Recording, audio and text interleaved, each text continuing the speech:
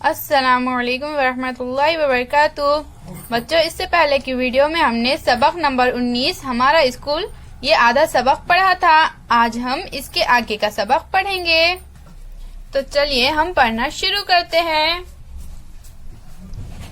کیا تمہیں معلوم ہے ساوتری بائی پھولے کے اسکول میں سالانہ امتحان ہوا تو تجسس کے تحت اسے دیکھنے کے لیے کئی لوگ جمع ہوئے۔ پہلے نمبر سے کامیاب ہونے والی لڑکی کو جب انعام دیا جانے لگا تو اس نے کہا، مجھے انعام نہیں چاہیے، مجھے اسکول کے لیے لائبریری چاہیے۔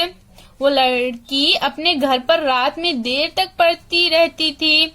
جیوتی راؤ اور ساوتری بائی نے طلباء و طالبات کو زراعت اور تکنیکی تعلیم دینے کا انتظام کیا تھا۔ راشٹر گیت جن گن من رابندر ناتھ ٹیگور نے لکھا ہے۔ یہ کون ہے بچوں؟ یہ ہے رابندر ناتھ ٹیگور۔ انہوں نے بنگال میں واقع بول پور میں ایک اسکول شروع کیا تھا۔ ہرے بھرے درخت، رنگ برنگے پھول، چہچہاتے ہوئے پرندے، نیلا آسمان، ایسے ماحول میں یہ اسکول ہوا کرتا تھا۔ اس اسکول کا نام شانتی نکیتن تھا۔ بچوں کو وہ اسکول بہت پسند تھا۔ وہاں کا پرسکون ماحول، نہ شور شرابہ، نہ کوئی ہنگامہ، موٹروں کی آوازیں، نہ ٹانگوں کی کھڑکھڑاہٹ، درختوں کے سائے میں یہ اسکول ہوا کرتا تھا۔ اس اسکول میں ناچ گانا سکھایا جاتا، دستکاری اور پیشہ ورانہ کاریگری کی بھی تعلیم دی جاتی تھی۔ طلباء اپنے طور پر ڈرامے تیار کرتے، گیت گاتے، ناچتے اور اسی کے ساتھ نئے نئے مضامین بھی سیکھتے۔ اس اسکول میں دیگر ملکوں سے بھی بچے تعلیم حاصل کرنے آتے تھے۔ ٹیگور کو 1913 میں نوبل انعام ملا۔ اس انعام کی رقم انہوں نے اپنے اسکول کو دے دی۔ تعلیم سے متعلق مہاتما گاندھی کے خیالات بہت اہم ہیں۔ یہ کون ہے بچوں؟ یہ ہے مہاتما گاندھی جی۔ انہوں نے محنت اور ذاتی تجربات کے ذریعے علم حاصل کرنے پر زور دیا۔ یہ کون ہے بچوں؟ یہ ہے مولانا آزاد۔ مولانا ابوالکلام آزاد آزاد ہندوستان کے پہلے وزیر تعلیم تھے۔ انہوں نے یونیورسٹی ایجوکیشن کمیشن اور سیکنڈری ایجوکیشن کمیشن کا تقرر کیا۔ یونیورسٹی گرانٹ کمیشن کے قیام میں بھی ان کا بہت اہم رول تھا۔ نصاب میں سائنس اور تکنیکی علوم کو شامل کرنے کے وہ زبردست حامی تھے۔ ہر سال ان کے یوم پیدائش 11 نومبر کے موقع پر سارے ملک میں قومی یوم تعلیم منایا جاتا ہے۔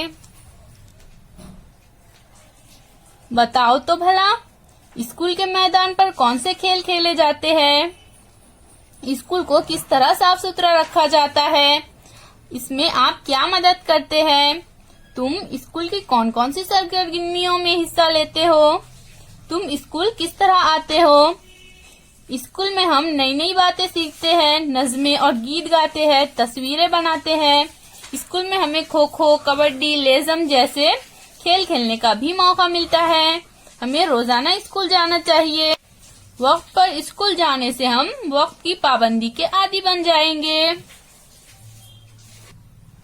ہم اسکول میں یہ بھی سیکھتے ہیں کہ صفائی کا خیال کس طرح رکھا جائے۔ اسکول ہی میں ہمیں پتہ چلتا ہے کہ عوامی مقامات پر صفائی کس قدر اہم ہے۔ ذاتی اور عمومی صفائی سے ہماری صحت اچھی رہتی ہے۔ یہ کیا ہے بچوں؟ یہ ہے اسکول۔ اسکول میں اس طرح سے کھیلنے کے لیے میدان ہوتا ہے، الگ سے کمپیوٹر روم ہوتا ہے، اسمبلی ہال، جلسہ گاہ ہوتا ہے۔ اس طرح سے بچوں کو پڑھنے کے لیے الگ سے لائبریری یعنی کتب خانہ ہوتا ہے۔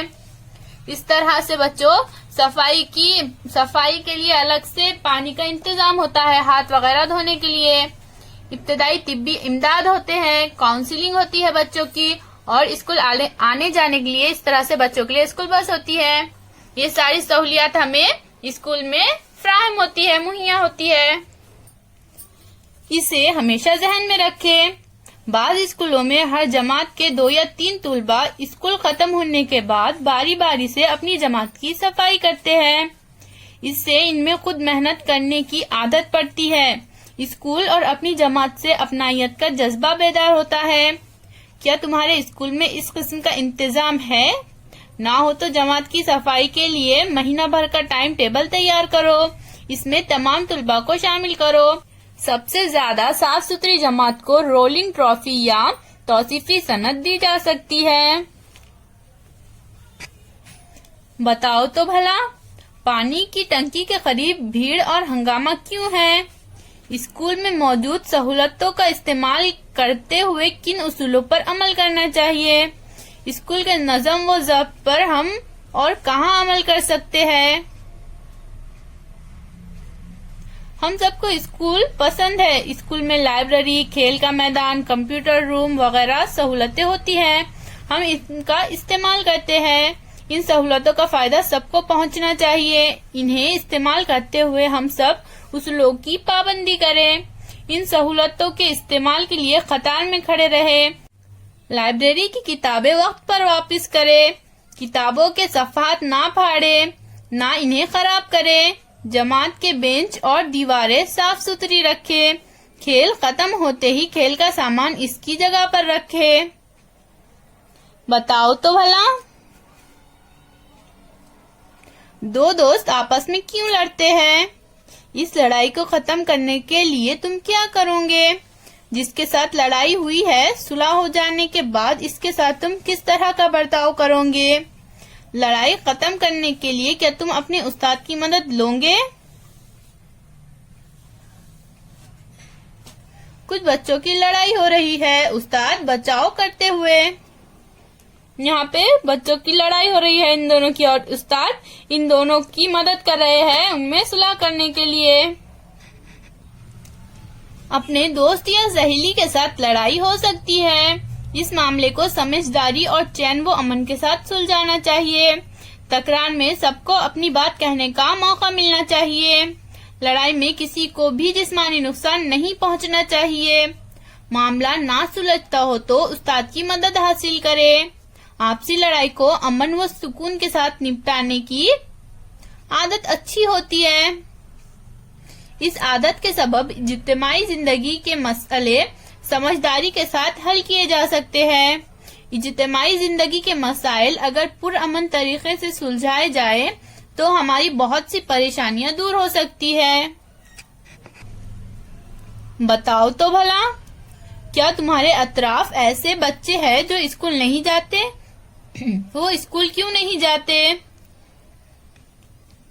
ہر لڑکے لڑکی کو اسکول جانے کا موقع ملنا چاہیے۔ اسکول سب کے لیے ہوتے ہیں، اسکول کی وجہ سے ہمیں سب کے ساتھ مل جل کر رہنے کی عادت پڑتی ہے، طرح طرح کے لوگوں سے ہماری پہچان بڑھتی ہے۔ اسکول میں ہمیں یہ احساس ہوتا ہے کہ ہم سماج کا ایک حصہ ہے۔ کیا تمہیں معلوم ہے 14 برس سے کم عمر کے لڑکے لڑکیوں سے کارخانوں، کانوں یا دوسری خطرناک جگہوں پر کام لینے پر پابندی ہے۔ سن 2006 کے استحصال کی مخالفت کے حق کی توسیع کرتے ہوئے بچہ مزدوری قانون کی رو سے جرم قرار دیا گیا ہے۔ تو ہم نے آج کیا سیکھا بچوں؟ ہم نے کیا سیکھا؟ ذاتی اور عمومی صفائی سے ہماری صحت اچھی رہتی ہے۔ ہم سب کو اسکول پسند ہے۔ اجتماعی زندگی میں ہمیں اپنے مسائل اور تکرار کو پرامن طریقے سے سلجھانا چاہیے۔ ہر لڑکے لڑکی کو اسکول جانے کا موقع ملنا چاہیے۔ پھر ملیں گے بچوں، اللہ حافظ۔